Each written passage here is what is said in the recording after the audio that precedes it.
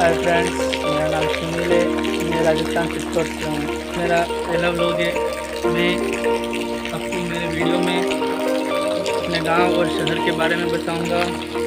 और आप देख सकते हैं बारिश आ रही है, 2 दिन से लगातार बारिश हो रही है।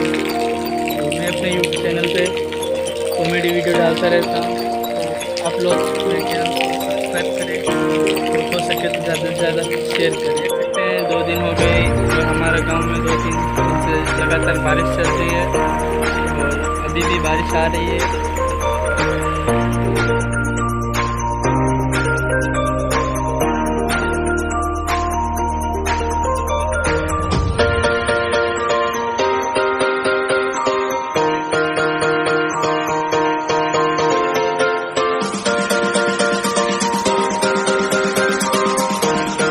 देख सकते हैं कैसे बारिश आ रही है।